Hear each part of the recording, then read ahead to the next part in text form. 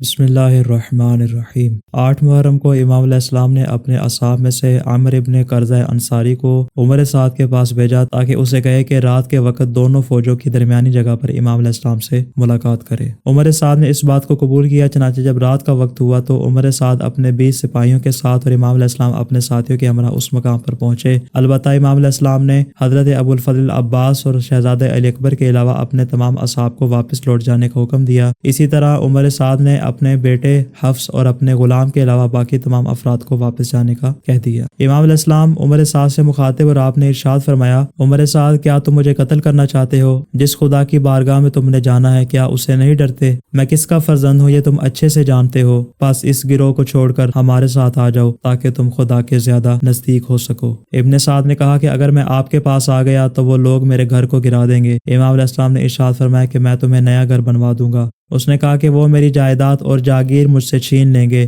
امام علیہ السلام نے ارشاد فرمایا، حجاز میں میرے جتنے بھی اموال ہیں ان میں سے بہترین تمہیں عطا کروں گا۔ حتیٰ کہ تاریخ میں یہاں تک ملتا ہے کہ امام علیہ السلام نے ارشاد فرمایا کہ میں تمہیں بغائے بغا کا سارا رقبہ دوں گا، اور یہ ایسی زرخیز زمین تھی کہ جس میں کھجور کے بہت زیادہ باغات موجود تھے، اور حاکم شام اس زمین کو 1,00,000 دینار کے عوض خریدنے پر تیار ہو گیا تھا، مگر امام علیہ السلام نے اسے فروخت نہیں کیا تھا۔ گویا کہ امام علیہ السلام نے اسے بیان کیا کہ میں تمہیں بہترین جگہ عطا کروں گا، تمہیں بہترین جائیداد فراہم کروں گا، لیکن اس نے کہا کہ مجھے اپنے اہل و عیال کا خطرہ ہے کہ وہ تباہ و برباد ہو جائیں گے۔ امام علیہ السلام نے ارشاد فرمایا کہ ان کی سلامتی کی ضمانت میں دیتا ہوں۔ اس کے بعد عمر سعد خاموش ہو گیا اور اس نے کسی قسم کا آپ کو جواب نہ دیا۔ چنانچہ امام علیہ السلام کھڑے ہوئے اور آپ نے ارشاد فرمایا، اے ابن سعد، تم شیطان کی پیروی پر اس قدر زیادہ کیوں ڈٹے ہوئے ہو؟ خدا تمہیں جلد بستر پر موت دے اور تمہارے گناہوں کو معاف نہ کرے۔ خدا کی قسم میں جانتا ہوں کہ عراق کی تھوڑی سی گندم تمہارے حصے میں رہ گئی ہے۔ جب ابن سعد نے امام علیہ السلام کی بات سنی تو مذاق کرتے اس نے کہا کہ گندم نہ صحیح، میرے لیے جو ہی کافی ہے۔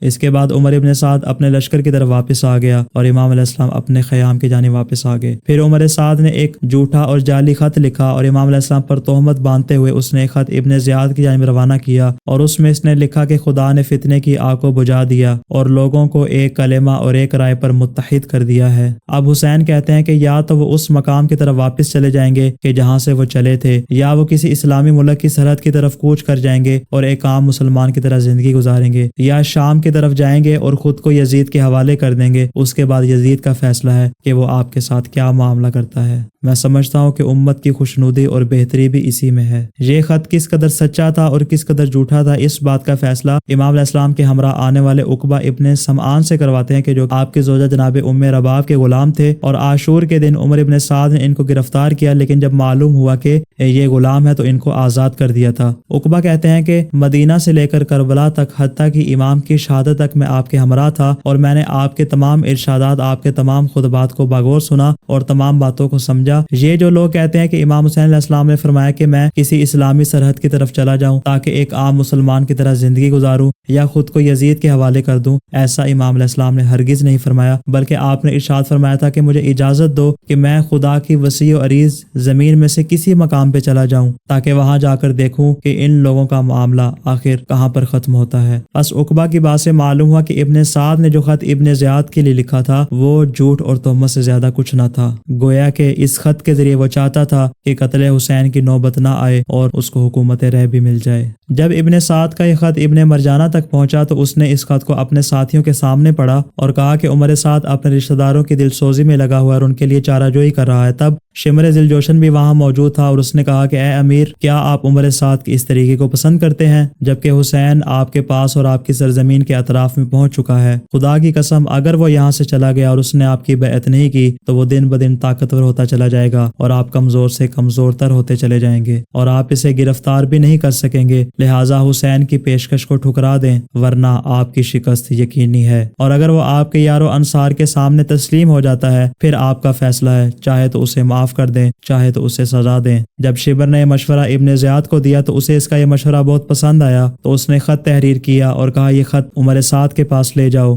بس اس نے خط تحریر کیا اور شمر کے حوالے کیا اور کہا یہ خط لے جاؤ اور جا کر حسین اور اس کے ساتھیوں کے سامنے پڑھو، اگر تو وہ میری بات مان لیتے ہیں تو ٹھیک ہے، ورنہ ان کے ساتھ جنگ کا آغاز کر دو، اور اگر عمر سعد جنگ شروع کرنے میں کسی قسم کے تردد سے کام لے تو اس کا سر کاٹ کر میرے پاس کوفہ روانہ کر دو۔ جو خط ابن زیاد نے شمر کو دیا تھا اس خط میں یہ لکھا ہوا تھا، میں نے تمہیں حسین کی طرف اس لیے نہیں بھیجا تھا کہ اس کی مشکلات کو دور کرو اور اسے شر سے بچاؤ اور بات کو لمبا کرو اور اسے سلامتی، چھٹکارے اور زندگی کی امیدیں دلاؤ اور اس کے عذر کو مناسب سمجھ کے اس کی سفارشیں شروع کر دو۔ اب میری یہ آخری بات سن لو کہ اگر حسین اور اس کے ساتھی میری بات مان لیں تو فوراً انہیں میرے پاس کوفہ روانہ کر دو، اور اگر وہ میری بات کو تسلیم نہ کریں تو ان کے ساتھ جنگ کرو، ان کو تہس نہس کر دو اور ان کے بند کو جدا کر دو، اس لیے کہ وہ اسی بات کے مستحق ہیں۔ اور جب قتل حسین کا فریضہ انجام دے چکو تو اس کے لاشے کو گھوڑوں کے ٹاپوں سے پامال کر دو، کیونکہ اس نے قطع رحمی کی ہے اور اس نے ستم روا رکھا ہے، اور مجھے نہیں معلوم کہ مرنے کے بعد اس کی لاش کو پامال کرنے سے اسے کوئی نقصان ہوگا یا نہیں، لیکن چونکہ میں نے حکم دیا ہے لہٰذا اس کی تعمیل ہونی چاہیے۔ اے ابن سعد، اگر تم نے ہمارے حکم کی تعمیل کی تو ہم تمہیں انعام و اکرام سے نوازیں گے،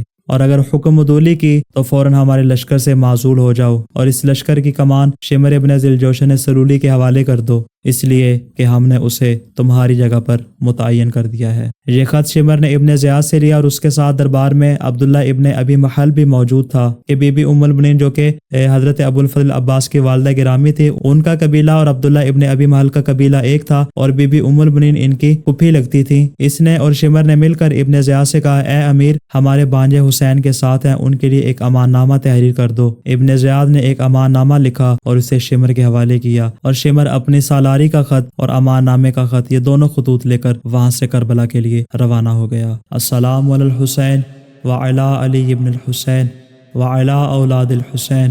وعلی اصحاب الحسین۔